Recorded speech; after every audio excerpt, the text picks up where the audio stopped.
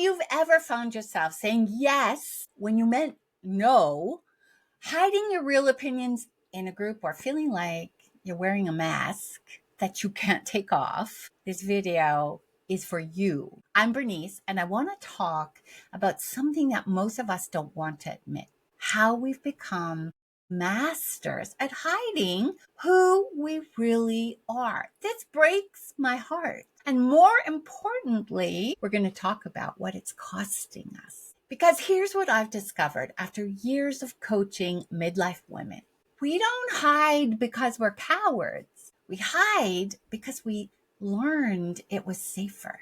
But what once protected us is now keeping us prisoner. In my book, Brave Enough to Be Myself, I write about what I call looping movie scenes, those automatic patterns that we fall into without even realizing it. You know the ones. That moment when someone asks your opinion and you immediately look around to see what everyone else thinks.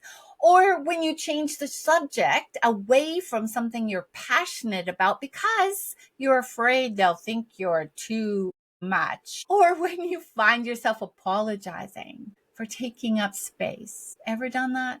For having needs, for simply existing. These aren't character flaws. They're survival strategies that we developed when we were trying to figure out how to be loved and accepted. But here's the thing: what kept you safe at 7 or 17 or even 27 might be suffocating you now.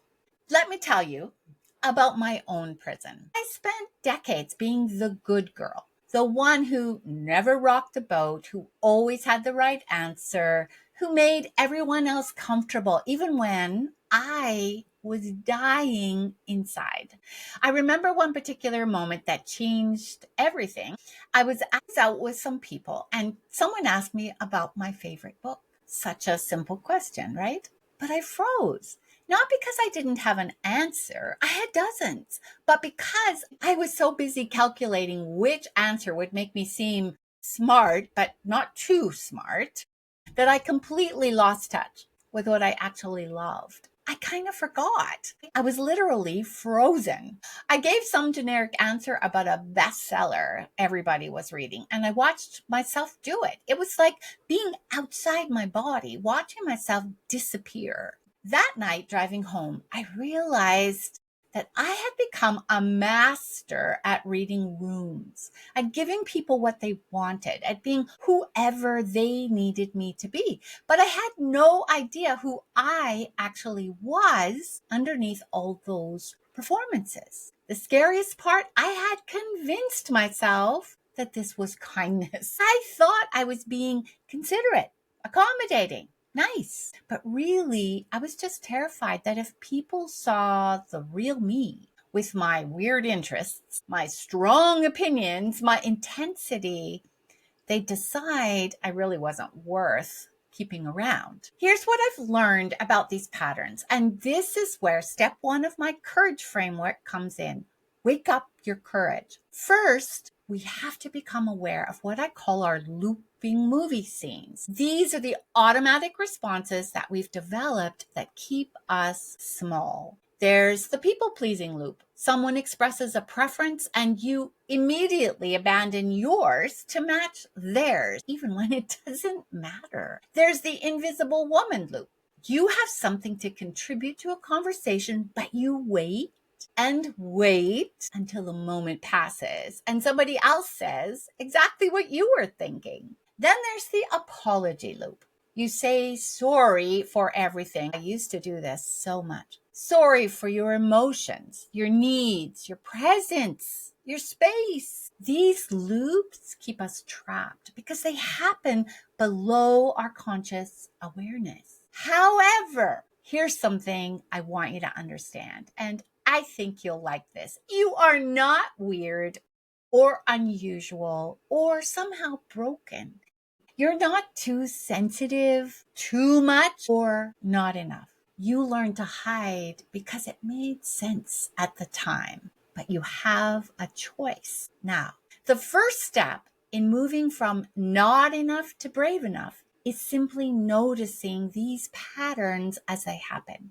I call this waking up your courage, not because you need to become fearless, but because you need to become aware of how fear has been driving your decisions from the shadows. So, here are 3 tiny brave steps that you can start taking today, right now, in this moment. Tiny brave step number 1, name your loop. For the next week, just notice. When do you automatically hide? Is it when someone asks your opinion? When you're in a group? When someone compliments you? Just awareness. No judgment, no fixing, just noticing. Tiny brave step number 2, pause. Practice the pause. When you catch yourself about to fall into a loop, take 1 breath before responding. Just as simple as that. Just one. In that 1 breath, ask yourself, what would I say if I didn't care how they reacted? Tiny brave step number 3, share 1 authentic thing daily. This could be as simple as saying, I actually prefer tea to coffee, instead of just going along. Or sharing something you're genuinely excited about. Start small. The goal is not to revolutionize your life overnight. That's too much. But to remember what it feels like to be real, to just you. Listen to me. You were not born to live in hiding. You were not born to make yourself smaller so that others feel bigger. You came into this world with a unique combination of gifts, perspectives, ideas, experiences that nobody else has. Those things you've been told to maybe tone down, to hide, or to apologize for, they might just be your greatest strengths waiting to be unleashed.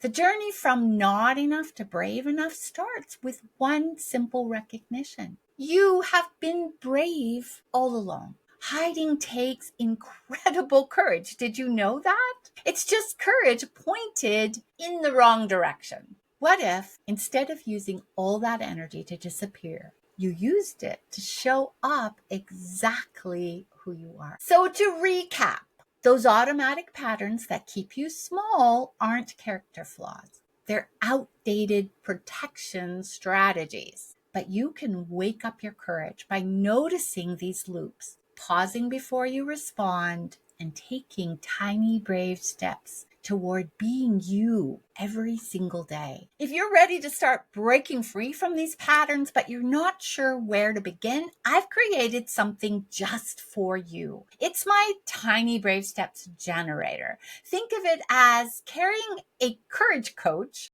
right in your pocket. This AI-powered tool takes whatever challenge you're facing, whether it's speaking up in a meeting or setting a boundary with a family member or just figuring out what you actually want, and gives you 3 personalized tiny brave steps that you can take today, right away, right there while you're talking with it. It's completely free and it's designed specifically for women like us who are ready to stop hiding and start living. You'll find the link in the description below. Remember, brave doesn't mean fearless. Brave means feeling the fear and choosing courage anyway. You've got this. I'll see you in the next video where we talk about discovering your secret superpower.